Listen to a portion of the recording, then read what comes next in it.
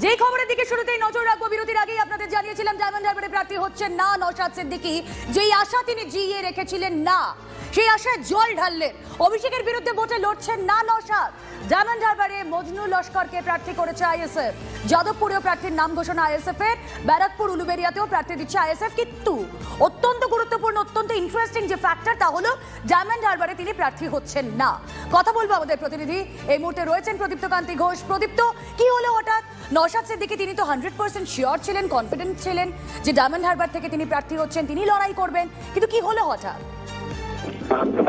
সবার আগে আমরাই এই খবর করেছিলাম যে নওশাদ সিদ্দিকীকে কোনোভাবেই তার দল ডায়মন্ড হারবারে প্রার্থী করতে নারাজ। তার কারণ তারা 26 সালের নির্বাচনের জন্য নওশাদ সিদ্দিকীকে তারা বুক করতে চায়, এবং সেই যুক্তিই আজকে কিন্তু রাজ্য কমিটি আনুষ্ঠানিকভাবে সে কথা জানালো। তার পাশাপাশি তারা যে কথা জানালো তা হলো যে নওশাদ সিদ্দিকী আর তারা স্টার ক্যাম্পেনার, দলের ফল তিনি গোটা রাজ্যে দলের। প্রদীপ্ত, আমি তোমার কাছে আবারও ফিরছি, তুমি যদি একটু তোমার জায়গাটা পরিবর্তন করে কথা বলো, খুব নয়েজ আসছে। আমি কথা বলবো তোমার সঙ্গে। আরো একবার আমাদের দর্শকদের জানিয়ে রাখি, ডায়মন্ড হারবারে প্রার্থী হচ্ছেন না নওশাদ সিদ্দিকী। এই খবর প্রথম জানায় TV9 বাংলা। অভিষেকের বিরুদ্ধে ভোটে লড়ছেন না নওশাদ। ডায়মন্ড হারবারে মজনু লস্করকে প্রার্থী করছে আইএসএফ। যাদবপুরেও প্রার্থীর নাম ঘোষণা আইএসএফ এর। ব্যারাকপুর উলুবেড়িয়াতেও প্রার্থী দিচ্ছে আইএসএফ। প্রদীপ্তর সঙ্গে কানেক্ট করবো, কিন্তু তার আগে আমাদের সঙ্গে স্টুডিও যারা রয়েছেন আলোচনায় চলে যায়।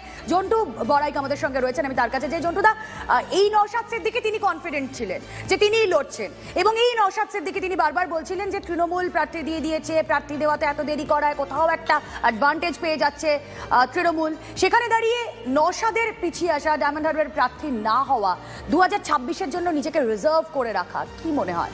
আমি বলছি, দুষ্টু বিড়াল খবর দিল ডিম পেড়েছে হাতি, ডিম থেকে বেরিয়ে এলো রাম ছাগলের নাতি। মানে এই ছড়াটা আমার খুব মনে পড়ছে। তোমাকে আমি এই চ্যানেলের প্রোগ্রামে বলেছিলাম যে এরা ঘুঁটি, দল নয়। এই যে কথাগুলো বলছেন, দলে জোট করতে গেলে যে ন্যূনতম শর্তটা, সেই শর্তটা মানলে তো আইএসএফ 3টের বেশি সিট পাওয়ার কথা নয়। একটাবার কি আইএসএফ এর তরফ থেকে কোনো রকম জোটের ইঙ্গিত ছিল? স্যাক্রিফাইসটা, জোট মানে তো স্যাক্রিফাইস। আসলে কি জানো তো, কোনো একটি বড় দলের কোনো একজন বড় নেতার সাথে নিজেকে জড়িয়ে নিতে পারলে যেমন হাইপ পাওয়া যায় পলিটিক্যালি, দ্বিতীয় বার্গেনিংটা, একটা ইন্টারনাল বার্গেনিংও করা যায়। বেসিক্যালি আইএসএফ তো দল নয়, বেসিক্যালি দল নয়। কোনো একটা মতাদর্শ, সে ধর্মভিত্তিক হোক, যাই হোক, একটা জনজাতীয় মতাদর্শ, তার কোলাবোরেশনে যদি কেউ মনে করে আমরা রাতারাতি একটা দল হয়ে গেছি, তাহলে তারা বার্গেনিং রাজনীতিটাকেই তাদের আদর্শ মনে করে। আমি আজকে কিন্তু আইএসএফ এর এই সিদ্ধান্তটা উনি বলেছেন কি কারণে, এতদিন বলছিলেন বামেরা পাত্তা দিচ্ছে না, বামেরা ইয়ে করছে, কংগ্রেস করছে না, আজ উনি কেন লড়লেন না? এই তো কত বুক ফাটিয়ে বলছিলেন। এই যে কয়েক মাস ধরে আমরা টিভিতে প্রোগ্রাম করছি, আমি ডায়মন্ড হারবারে দাঁড়াবো, অভিষেককে হারাবো, এই রাজনীতির যে আকচাকচি, আসলে নিজেকে সারফেসে তুলে আনা, আর দ্বিতীয় হচ্ছে একটা সমঝোতা করা।